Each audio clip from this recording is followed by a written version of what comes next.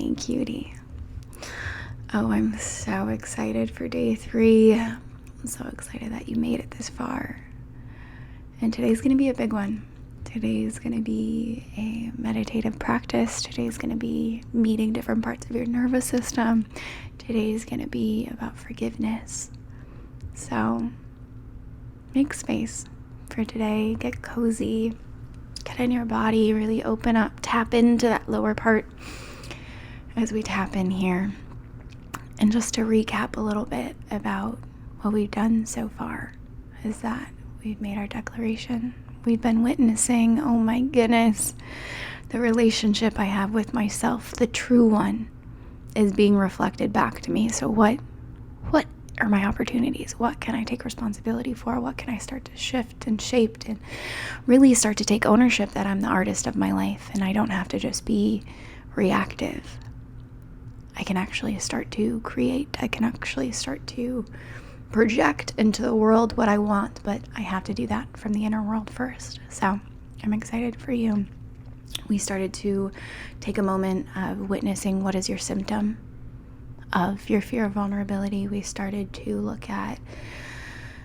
looking what your patterns are, what your true belief patterns and your true beliefs about the lovableness and the worthiness of calling in this love story of the ages and what that means and how that's showing up in the patterns. Because again, life is just a mirror. What do we want it to reflect back? And today we're really going to move into shattering those walls, of stepping into this space of forgiveness, of surrender. Because a big thing that I see is that we build up these egoic protection layers, these walls, because we're afraid of being wrong. We're afraid of getting hurt. We're afraid of things happening again. And that's usually because something happened in the past that we think if we just achieve enough, we can outrun it. I know I felt this way. I thought, hey, I don't want to look at the past where I was, addicted and codependent and trauma bonding and domestic violence and eating disorders and sexual assault. I don't want to look at that. I just want to create a new identity that feels strong, that feels powerful. I don't want to remember the times when I was weak. So let me just build up this resume of achievements that I can stand proudly behind. But it never fully hits, because it feels like, what if someone truly finds out about me? What if someone especially the type of deep relationship that I want to call in, what if they find out that I have a shadow? What if they find out that I have these codependent tendencies? What if they find out that my heart aches over things that I haven't fully surrendered to? And I see this a lot with my clients, where the high achievements that they've built are because they were outrunning demons.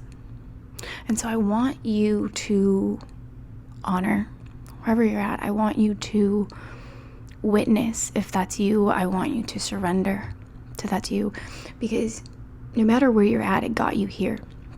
But if we're continually outrunning the version of ourselves that broke our own heart,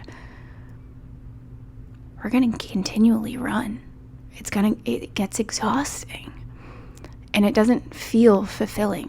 It feels like you're coming from a place of lack. And that's the thing, right? We're so used to motivating ourselves through self-deprecation, through you're not good enough, do better, be smarter, study more, achieve more, do these things, push more, whatever your inner voice is, when it could be, wow, you are so incredible. What can you create from this space? You're so loved. Oh my God, what if you shared that with the world and you got love back? What would that feel like? What are your edges here? What if the good just kept getting great instead of just surviving? What if that was it? That often feels foreign because we've only been outrunning the past that we're afraid people will find out about us. This is often the avoidance of vulnerability, the avoidance of love. This is why often I hear in my communities when someone says, I love you, it's like, oh, but you don't really know me. Or we get deep in our relationships and we hit an upper limit and we create these arguments that we don't actually mean, and we say things that we don't actually mean, and that's our symptom of the fear of vulnerability. So I want you to take a moment and feel how that feels in your body. Because sometimes we have this where it's like, fuck, that's me. And we can kind of be a dick to ourselves. But I want you to just witness that. I call that the inner bitch. She comes in, she wants to disrupt, she wants to be like, you big dummy, you haven't done better, and that's me. And the truth is, you haven't done better because you didn't know better. And now that we know better, how can we continue to grow? And it's not to say you're going to get this perfect every time. This is a continuation. If you think of your nervous system as a jungle, you have a machete that you've been creating this path for the last handful of decades of your life. You're common, who you know yourself to be. That pathway is built. Right now, you're planning a new pathway. And this one takes a machete and you have to go towards it. And it's going to feel like you're an imposter. It's going to feel foreign. It's going to feel different. That's a good thing. That means you're paving a new way. And it's the repetition that makes it become a new normal. So, I want to walk us through a few practices today. Where first, I want you to get to know your nervous system. Because oftentimes we know the nervous system. We know, okay, I should know my inner child. I should know, when I'm in my sympathetic, and I should know when I'm in my rest and digest, and case and done. There we go. I studied it. I get it. I get cortisol. I get stress hormones. Fantastic. Great. I'm healed. But again, healing these things isn't through studying. It's through becoming. It's through being. It's through feeling. So what I want you to do right now is to ground. Feel your sit bones wherever you are. If you're walking, feel your feet on the ground. Just feel the presence of it all. Feel your body. Feel the tension release from your calves, from your knees, from your hips, all the way up. Feeling your back just open up. Your lower back, your mid back, your upper back. Breathe in. Breathe out. Feeling your shoulders just relax a bit. When you breathe in this time, bring your shoulders up and release them down with your breath. And do that one more time. Breathe in. Bring your shoulders up. Hold it at the top. And breathe out.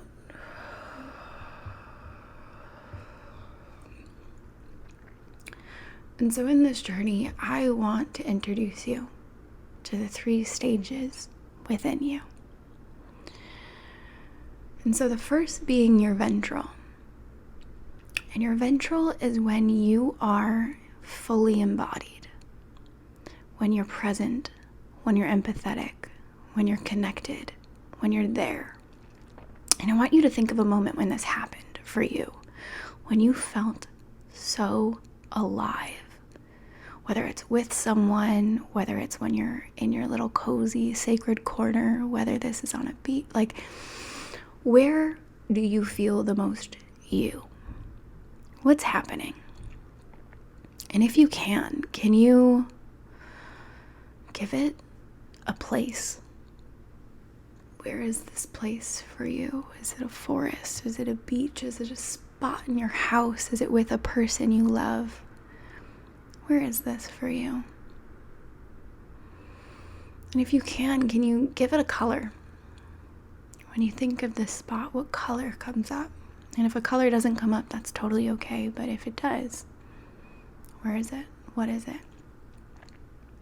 And then finally, where in your body do you feel ventral? Do you feel most connected? Do you feel this relaxation, this presence, this delight, this joy, this calm? Where is that in your body? And I want you to remember this. This is where we connect. This is where we're regulated. And then I want you to do something, and I want you to look around wherever you're at, whatever your safe place is, and I want you to grab something, a token to remember this place by. I want you to take it with you when we go to our next place. And so now we're going to move to another part of your nervous system. This place is your sympathetic.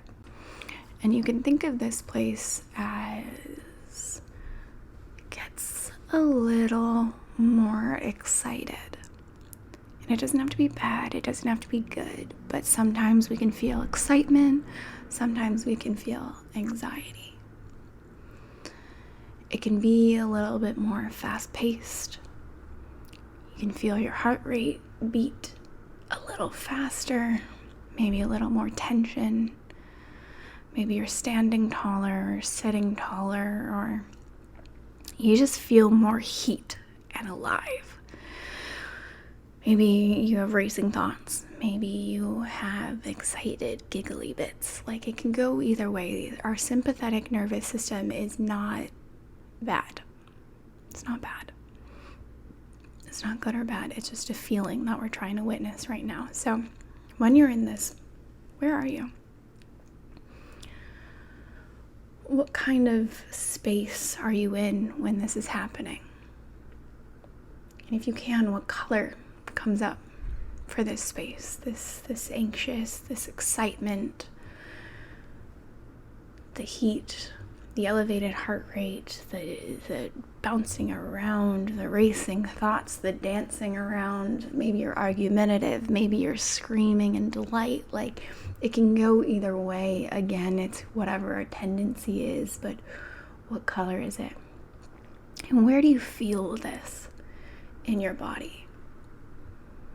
Where do you feel this in your body? And what I want you to do is I want you to remember that thing that you grabbed from your ventral. Because you're in this space, but you're safe. You're safe. You have that grounding force that you brought with you from your ventral. And so you can feel this heat. You can feel the resistance. You can feel this tension. You can feel your heart rate and what it feels like in your body and where it's at in your body.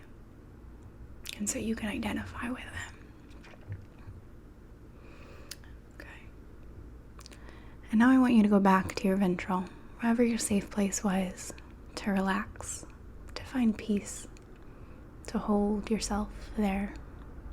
Feel your heart rate go back down. Breathing, releasing the tension from your shoulders and your lower back and your hips and your sit bones, and just opening yourself up again.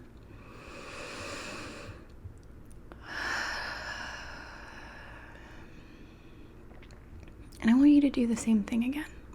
I want you to grab something that reminds you of this space that you can bring with you to know that you're safe, to know that it's okay. Because we're going to go on one last adventure. So now we have our safe place in hand. We're going to go meet our dorsal phase. And this is the shutdown phase. If you're in my world, I call it the burrito days. Again, it is not good or bad. It's a part of us. And in order to heal, in order to be, we have to know the parts of us, including the dark. And so this is a space when you're all alone. No one's around. It's dark. You're shut down. Kind of just limp, numb, disassociated, depressed. When you're in this space, what color do you see? Do you feel? Where do you feel it in your body? Where are you? What's going on? What does it look like to be in this space when you close your eyes and you feel this? What is it? What's going on? And again, feeling whatever you brought from your ventral. Because you're safe here. You're just visiting to get acquainted with it. You're safe.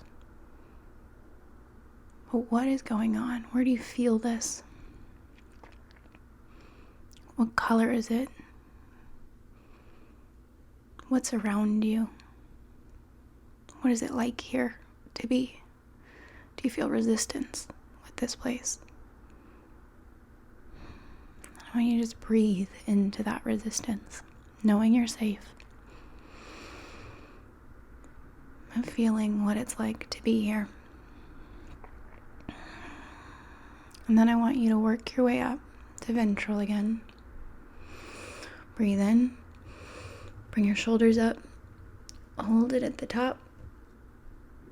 And breathe out. And release the tension from your shoulders. See what's around you. Feel safe. Feel your safe space. Bring that color back into your body. Feel where you're at in your body. Know that you're safe here. Let yourself come alive here. Enter here. Open your heart. Relax your shoulders. Press your body up. And open. And then I want you to wiggle your toes. Wiggle your bum. Feel your hands open and close. And then open your eyes and land here back with me. So what I find so powerful about this, and what I want you to do as often as you can, is revisit this. Because getting acquainted with your nervous system helps you start to take control of the energy that is around you.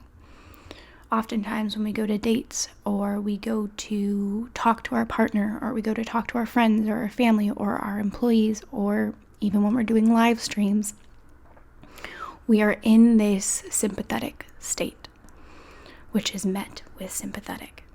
This doing, this hyper, this anxious. And it doesn't necessarily lead to the results that we want, which is sustainability, which is long-term, which is regulation, which is calm, which is peace. And again, we are getting mirrored back what we have in this world. So we have to take responsibility. So next time you go into, I love to practice this at airports.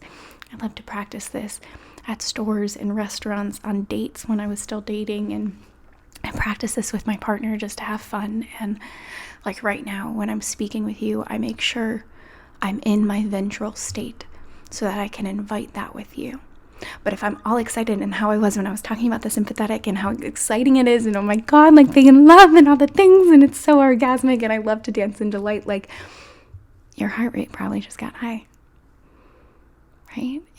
And then you can shut down, and I can talk about sad things, and I can talk about, the times in my life when I didn't see a way out, and I sat on the balcony and I didn't know which way was up, and my entire body went numb, and I was so scared, but also I couldn't feel anything. I just wanted out of my darkness, out of my pain. That's dorsal. I can, as we're starting to go through things and witness how our energy, I can put you into these states just from the words coming out of my mouth, because I feel them, and then I can mirror that back with you. When you're truly tapped in, when your heart open, when you're vulnerable, this is our art. And in order to shatter our own walls, in order to open up and create vulnerability in our partnerships, in whatever capacity that is, we have to know the energy and the power that we hold.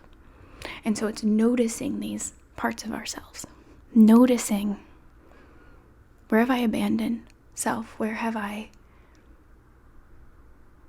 not even known this existed, and maybe lived in a state for one too long, and then it's looking at, okay, what part of my life do I want to live within? And so I want to take us on another practice where I want you to meet the version of yourself that you've been trying to outrun. And it's not necessarily a meditative practice, although it can be, but just by the words that I'm speaking, now that we know our nervous system in these spaces, when you think of the past and a version of you that made a mistake, that might have hurt someone, or whatever set you on this go-getter path of trying to prove yourself to be right and trying to prove yourself to be lovable and trying to prove yourself to be worthy of what you have. That's an outrunning. That little girl, that teenager, that 20-year-old, that 30-year-old, that 40-year-old, that 50-year-old, whoever that is, all she wanted was to be loved. And it can put our entire nervous system into a fight or flight for years because we're afraid we'll be found out. And so what I'm going to have you do in today's homework is, now that we can understand the parts of our nervous system, I want you to write a forgiveness letter to that version of you. She just wants to be heard. She just wants to be acknowledged and loved, even in her mess. Because the truth is, and my mentor said this, just because you made a mistake does not mean you are a mistake. Just because you made a mistake does not mean you are a mistake. And in order to stop outrunning the past so you can create a new future, we have to witness the past through a regulated lens. Permission, grace, from that ventral state. Okay? And so as you're going through and doing this, see what comes up, see what state you're in. As you're going through your day, see what states you're in your body. How can you start to play with your own energy, play with your nervous system, play with your body? Get acquainted with what you're feeling. And then start to work on this forgiveness. Forgiving this little version of yourself. Forgiving you so that we can move forward and start to generate the movements we want to see in the future. So I'm really excited about this practice. This is one of my favorite practices in everything I do. Honestly, it's something I revisit often, and I'm curious to know how this shows up for you moving forward. And let me know inside of Telegram. Let me know, over on social media, wherever you feel most comfortable. Honestly, if you want to keep it for yourself, perfect. But with the forgiveness letter, I want you to forgive it, and then I want you to burn it.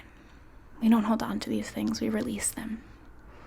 Right? So we are not responsible for anything that is damaged and the whatever legal things, Healing Happy is not responsible for. But please be safe in doing that. But some type of ritual, if you want to rip it up and bury it and trust it to Mama Gina, or Mama Gaia, and let it go in whatever fashion. But don't keep this within you. Forgive that version of yourself. Notice your nervous system. Notice how to do this from a space of a regulated state and really get into your body within this practice. And I'm really excited to see what comes up for you. And we're going to be talking more about this tomorrow when we talk about navigating the void and how your needs don't make you needy. So this is going to be extraordinary for this. And to move forward, we have to forgive, right? So I love you. Let me know if you have any questions about Sacred Singlehood, if you have any questions about Iconic, if you have any questions about this practice. Other than that, I will see you in the next challenge day. Happy healing, baby.